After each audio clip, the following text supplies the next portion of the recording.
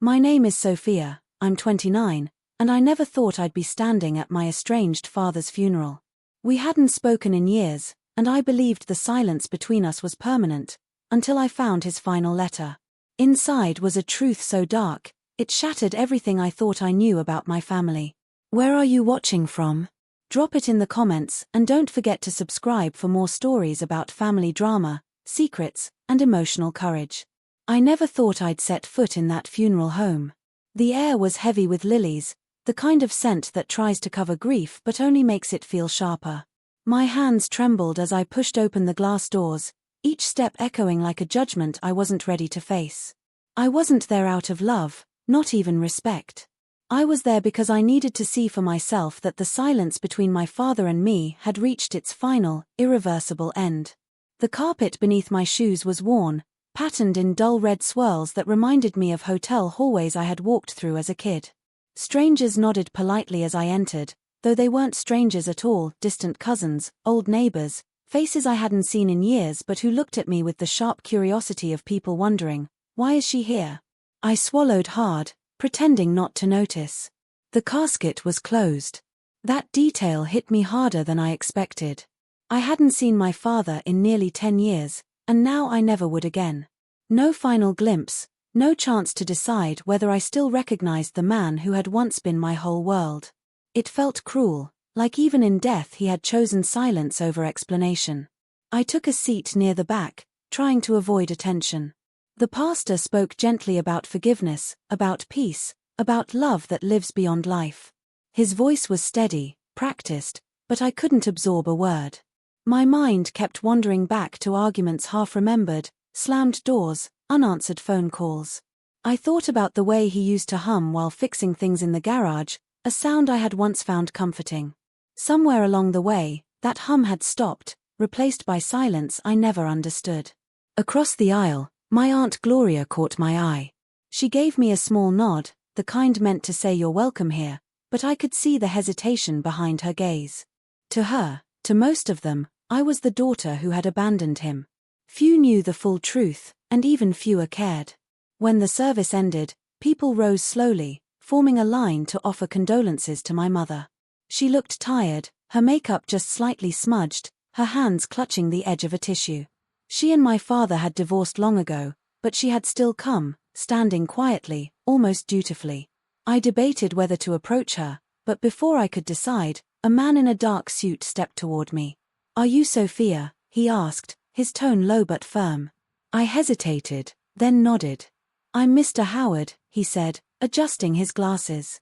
"Your father's attorney. He left something for you. A letter." My stomach tightened. A letter? After all these years of silence, after missing birthdays, after never calling back, he had left me words on paper. Mr. Howard handed me a sealed envelope, the handwriting across it sharp and unmistakable. My father's. My knees went weak at the sight of it, as though the letters of my own name written by his hand carried a weight I couldn't hold. "I'd suggest reading it in private," the attorney added gently, as though he already knew the storm it might unleash. I tucked it into my purse without a word, too aware of the curious eyes on me. On my way out, I brushed past a group of old family friends. One of them, Mrs. Fletcher, stopped me with a warm hand on my arm. "He spoke of you often, Sophia," she whispered. "More than you know." I wanted to believe her. I wanted to hold on to that thin thread of comfort. But another part of me knew if he had really spoken of me, why hadn't he spoken to me? Why had his silence screamed louder than any words ever could? The parking lot was quiet, just the faint hum of traffic in the distance. I climbed into my car, gripping the steering wheel until my knuckles whitened. The envelope lay heavy in my purse, like it was burning a hole through the leather. My heart raced at the thought of opening it right there, tearing it apart with trembling fingers. But something in me said no, not here, not with strangers milling around. Instead, I sat in the car for a long time, staring at the funeral home doors. Through the glass, I saw my mother exit, speaking softly to my aunt. She looked smaller than I remembered, as though the years had shrunk her frame. I wondered if she knew about the letter. I wondered if she feared what it might contain. A memory struck me suddenly. I was 12, standing at the kitchen counter while my parents whispered in the living room. Their voices rose and fell like waves, never loud enough for me to catch words, only the tone, sharp, tense, filled with something I couldn't name. When I asked about it later, my mother said it was grown-up stuff. My father just shook his head and went out to the garage. That silence had stretched on for years, swallowing me whole. Now, sitting in my car outside his funeral, I realized I was about to hear his side of it at last. The envelope seemed to pulse with every heartbeat, begging to be opened. But not yet. I needed space. I needed courage. So I turned the key in the ignition and drove, not toward home but toward the small diner I used to visit with him on Saturday mornings. The place still stood, a little worn down, but the neon sign buzzed faintly like a relic from my childhood. Inside, I slid into the corner booth we used to share, back when pancakes and laughter were enough to hold us together. The waitress, an older woman with kind eyes, brought me coffee without asking. She didn't recognize me, but that was fine. I just needed the familiar hum of clinking dishes and quiet conversations. I placed the envelope on the table, staring at it like it might jump open on its own. My father's handwriting stared back at me, strong, certain, unapologetic. 4 years, I had begged for words from him, and now, in death, he had finally given them. But what words could possibly matter now? What truth could explain a decade of silence? I wrapped my hands around the coffee mug, trying to steady myself. Outside, the sun was setting, painting the sky in shades of orange and violet. It felt like the world was holding its breath, waiting for me to make a choice. And deep down, I knew, once I opened that letter, there would be no going back. The envelope sat on the diner table like a dare. My fingertips traced the edges, the paper rougher than I expected, as though even the texture carried the weight of years. I thought about leaving it sealed, about slipping it back into my purse and pretending it didn't exist. But then the waitress set down a small plate of toast, and the clink of porcelain against the table jolted me back. I couldn't avoid it forever. With trembling hands, I tore it open. The paper inside was yellowed slightly, as if my father had written it long before he passed, holding onto it until the end. His handwriting sprawled unevenly across the page, familiar, stubborn, almost impatient, just like him. Sophia, it began. If you're reading this, I am gone. And if I am gone, it means I never found the courage to say these words out loud. That silence was my greatest sin. My throat tightened. I read on. You grew up thinking I walked away because I didn't care. That was never the truth. I stayed silent because I thought I was protecting you. Your mother and I, we lived in shadows you never saw. There were debts, mistakes, and lies that I carried to shield you. But in protecting you, I lost you. And that is a weight I'll take with me to the grave. I set the letter down for a moment, blinking against the blur of tears. The diner felt suddenly too bright, too loud, the clatter of cutlery and hum of voices around me clashing against the private world spilling from those pages. My chest rose and fell in uneven breaths as I forced myself to keep reading. When you were 12, you asked me why your mother and I argued. I wanted to tell you then, but she begged me not to. The truth is, your mother made choices that endangered us all. Money borrowed in secret, signed in my name. I tried to fix it quietly, but the hole kept growing. I kept working, taking on jobs you never knew about, but the silence between us grew heavier. I didn't know how to tell my little girl that our home was built on cracks. A shaky breath escaped me. Memories flickered, the whispered arguments, the slammed doors, my father's long absences. All those years I thought he had chosen distance, maybe even chosen to stop loving me. But now his silence had a name. By the time you were old enough to see the truth, the damage was done. I convinced myself that carrying the burden alone was better than seeing you look at me with disappointment. But I see now that silence hurt you more than the truth ever could. I can't undo the years we lost, Sophia. But I want you to know, I never stopped loving you. Not for a single day. My hands trembled so violently I had to steady the paper against the table. I felt the waitress pass by, asking softly if I wanted a refill, but her words didn't register. I was drowning in the letter, in the years it represented. The last paragraph stopped me cold. If you want to understand fully, there is more. I left something for you. Mr. Howard has it. Whether you open it or burn it is your choice. But know this, I trust you with the truth I could never speak. At the bottom of the page was a shaky scrawl, almost illegible, "Forgive me." I let the paper fall onto the table, my chest heaving like I'd run miles. Around me, the diner carried on with ordinary life. A boy slurped his milkshake, a man in a ball cap laughed at something on his phone, the bell above the door jingled as new customers entered. But for me, the world had tilted. I pressed my palms against my eyes, willing the tears not to fall. My father's silence hadn't been emptiness. It had been a cage, a choice made in the name of protection, but still a choice that left me alone. Part of me wanted to scream at him, even now, for not trusting me with the truth when I needed it most. And yet another part, the part that had missed him every single day, ached with relief. Relief that he hadn't stopped caring, that his silence wasn't indifference but fear. I folded the letter carefully, sliding it back into the envelope like a fragile relic. My coffee had gone cold, untouched. I pushed it aside and stared at the window, the glass fogged faintly with my breath. Outside, the evening deepened, the sky streaked with colors that looked almost bruised. I thought of my mother, of the way she'd looked at the funeral, small, weary, her eyes avoiding mine. Did she know I held his truth in my hands? Did she fear the words he might have left me? A sudden surge of restlessness took over. I dropped a few bills on the table and rose, clutching the envelope like it might vanish if I let go. The bell above the diner door jingled as I stepped into the cooling night air. I didn't drive straight home. Instead, I pulled into a small park nearby, one I hadn't visited in years. The swings creaked faintly in the breeze, and the distant laughter of children echoed across the grass.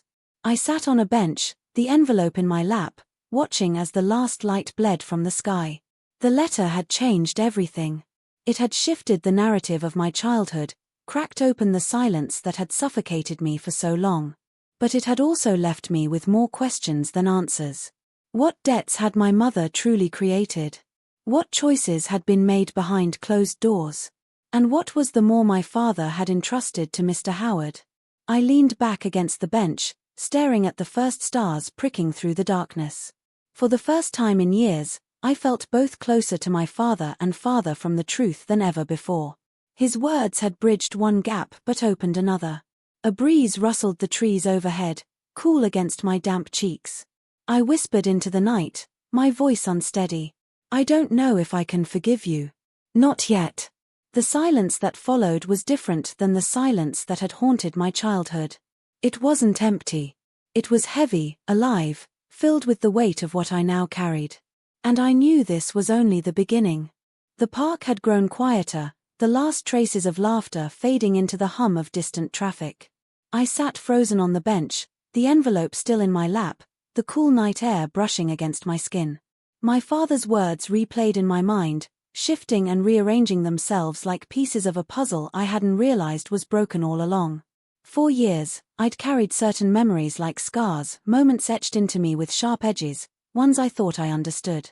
But now, with his confession, those moments flickered differently, as though someone had switched the film reel and I was being forced to watch my own childhood again through another lens. I closed my eyes, and the first memory came rushing back. I was 8. Sitting at the top of the staircase, hugging my knees to my chest while muffled voices rose from the kitchen. My mother's sharp tone, my father's low, tense replies. At the time, I thought it was about me. Maybe I'd forgotten to clean my room, maybe my grades weren't good enough. I tiptoed back to bed that night, convinced their anger was my fault. But now, my father's letter painted another picture. It hadn't been about me at all. It had been about money, secrets, and the invisible cracks beneath the floorboards of our home. I wasn't the cause. I was the bystander in a war I never knew existed. A lump formed in my throat as I realized how many years I had wasted believing I was the reason they fell apart. That guilt had shaped me, haunted me. And now it was dissolving, leaving behind something rawer, anger at the lies that had forced me to carry a weight I never deserved. I opened my eyes again, staring at the swing set swaying gently in the breeze. Another memory struck me, unbidden. I was 12, sitting at the kitchen table, My science project spread out before me. My father rushed in, late from work, his shirt collar askew and his hands stained with grease. He barely glanced at my project before pulling out a thick envelope of bills and shoving it into a drawer. I remembered the way my mother's face had tightened, her eyes darting toward me before she snapped, "Not here." Back then, I'd thought my father was hiding his earnings, maybe being selfish. But now I knew he'd been fighting to keep us afloat, scrambling in silence to patch the holes my mother had made. That hurried gesture, the way he shoved the envelope out of sight, wasn't greed. It was desperation. I pressed my palm to my forehead, as if I could massage away the ache building there. Every scene of my childhood was unraveling, rethreading itself with new meaning. Even the smallest details, the late nights, the unanswered questions, the distance in his eyes, all of it was being rewritten by the truth I'd uncovered. My phone buzzed in my pocket, startling me. I pulled it out to see a text from Emily, my best friend since high school. "Emily, thinking of you tonight. How are you holding up?" I stared at the message for a long moment before typing back. "Me, not sure. I found something. A letter. It changes everything." Her reply came almost instantly. "Emily, want to talk? I can drive over." I hesitated. Emily had been there for me through every storm, but how could I explain this? How could I put into words that my father's silence had been both a betrayal and a strange form of love? I typed slowly. "Me, not yet. Just trying to make sense of it all." I shoved the phone back into my pocket, leaning forward with my elbows on my knees. The night felt heavier now, as though the air itself was saturated with memories. Another one surfaced. It was my 16th birthday. My mother had thrown a party in the backyard, balloons tied to the fence, a cake with too much frosting, music playing from a speaker perched on the patio table. My father had shown up late, his smile forced, his eyes shadowed. He'd handed me a small box with a silver locket inside. I'd worn it for a week, then shoved it into a drawer, resentful that he hadn't been there from the start.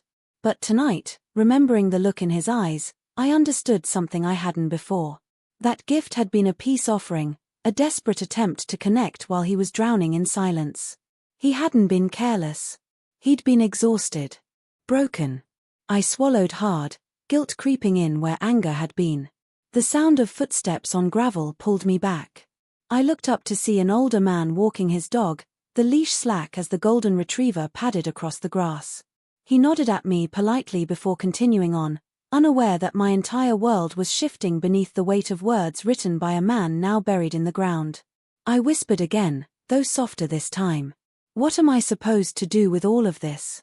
The breeze answered only with the rustle of leaves.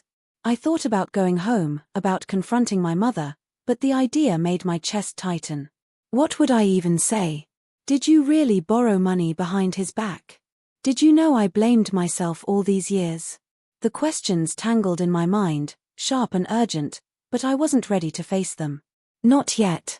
Instead, I sat longer on that bench, letting memory after memory roll through me like waves. Each one came back altered, reframed by my father's truth. The bedtime stories he cut short, the late-night phone calls that ended with him slamming the receiver down, the empty seat at school recitals, they weren't signs of neglect. They were signs of a man stretched thin, sacrificing pieces of himself while shielding me from the storm. By the time I finally rose to leave, the park was empty. The swings hung still, the stars scattered bright above me. I clutched the envelope tightly, slipping it back into my bag as though guarding it from the night itself. As I walked to my car, one thought kept circling in my mind, relentless and unforgiving. If the truth could rewrite my memories this drastically, what else was I still blind to? I started the engine, the headlights slicing through the darkness, and whispered to myself, I don't know who to trust anymore. The words hung in the silence of the car, and I knew my past had been rewritten, but the story wasn't finished. Not yet. The words still clung to the inside of the car like smoke. I don't know who to trust anymore. My hands gripped the steering wheel tighter, knuckles pale under the glow of the dashboard.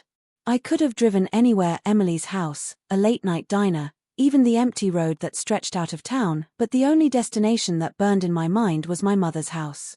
The drive there felt longer than usual, though I knew every turn by heart. The streets were mostly deserted, the lampposts throwing cones of orange light onto the pavement. Each mile pulled me deeper into a knot of dread. My father's words were carved into me now, a wound that refused to close. The closer I got to her front porch, the more I wondered, would she confirm his truth, or twist it into another lie? By the time I parked in front of her house, the clock on the dash read a little past midnight. All the windows were dark, except for one in the living room, where a faint glow bled through the curtains. She was awake. I sat for a long minute, the engine ticking as it cooled. My heart thudded in my chest, each beat louder than the last. Finally, I pushed the door open, my shoes crunching softly against the gravel driveway. The air smelled faintly of jasmine from the bushes she still tended along the fence, the same ones I'd helped her plant when I was 10. That memory stung now. I climbed the porch steps, pausing at the door. My hand hovered over the doorknob. A part of me wanted to turn back, to let silence keep its grip on us. But another part, stronger, fiercer, pushed me forward. I knocked once. The shuffle of footsteps came quickly, followed by the click of the lock. The door opened, and there she was. My mother stood in her robe, her hair pulled back hastily, her expression shifting from surprise to concern in an instant. "Rachel? Honey, what are you doing here so late?" Her voice carried that familiar softness, but to me it felt like sugar spread too thin over something bitter. I didn't answer right away. I just stared at her, searching her face for cracks, for some sign of guilt or fear. Finally, I stepped inside without waiting for an invitation. She closed the door slowly behind me. "Is everything all right?" I turned to her, my bag heavy on my shoulder, the envelope pressing against me like a secret burning to get out. "No," I said quietly, though the word trembled. "Everything is not all right." Her brow furrowed. She gestured toward the couch. "Sit down, tell me what's going on." The living room was just as I remembered, family photos on the mantel, a vase of fresh flowers on the coffee table, the throw blanket folded neatly on the armchair. It was all too normal, too familiar, and that contrast made me dizzy. I sat stiffly, my hands folded tightly in my lap. She sat across from me, tucking her robe closer around her frame.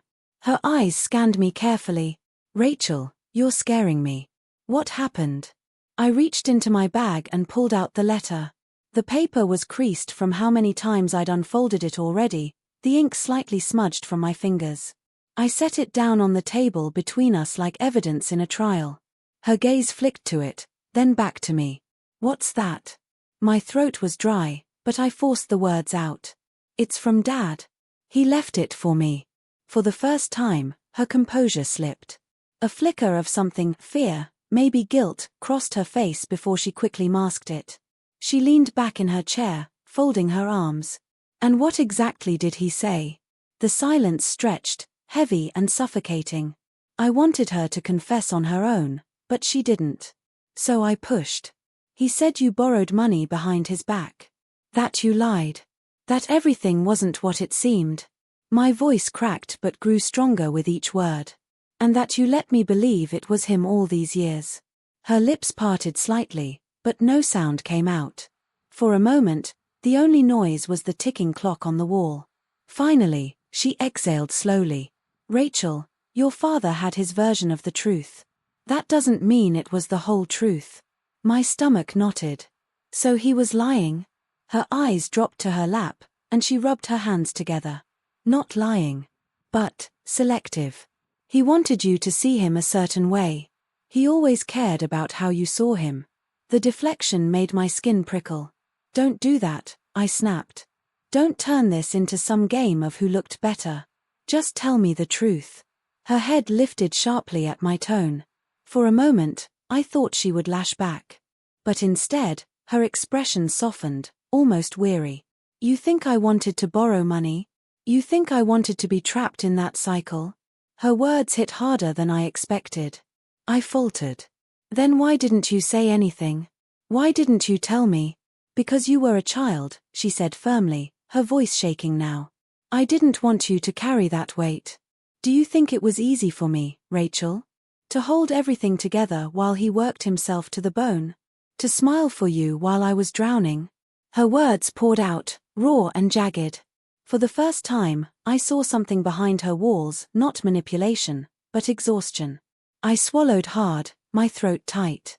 So all those nights I thought I was the problem, all those years I thought he didn't love us, my voice cracked, and tears blurred my vision. That wasn't the truth. Her eyes filled with tears of her own. No, baby. It was never you. The room went silent again, but it wasn't the same silence as before.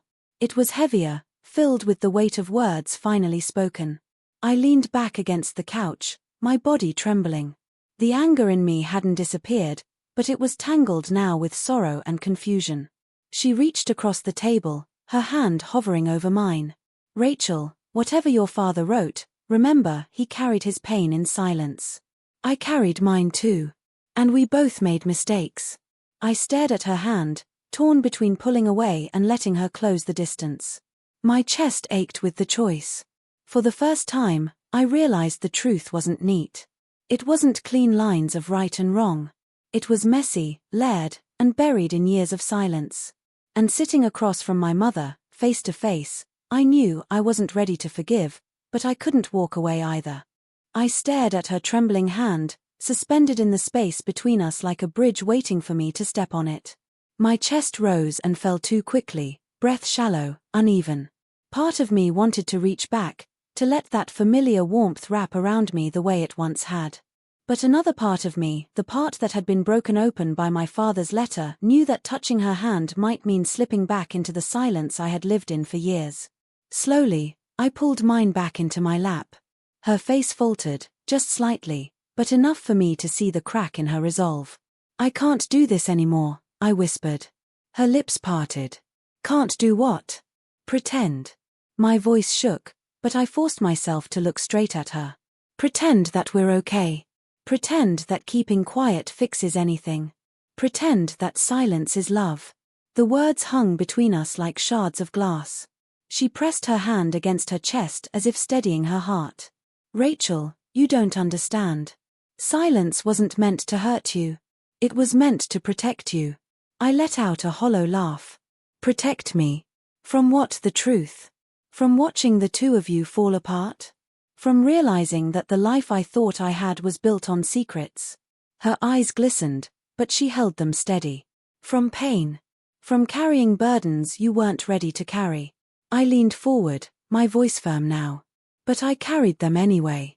Every time you didn't explain, every time I had to guess, every time I thought I was the reason Dad slammed the door or you cried in the kitchen. I carried it all, because silence doesn't erase pain. It just buries it. For the first time, she didn't respond. Her hands gripped the edge of her robe, knuckles tight. I could almost hear her swallow. The clock ticked loudly in the background, filling the silence we both refused to break. Finally, I stood. My legs trembled, but there was a power rising in me I hadn't felt before. I can't keep being part of this cycle, I said. Dad's silence. Your silence. Mine. It ends here. She looked up at me, her expression etched with disbelief. What are you saying? I'm saying I'm choosing me. My freedom. My voice. The words spilled out, raw, unpolished, but truer than anything I had spoken in years. I don't know what that means yet, but I know it's not this.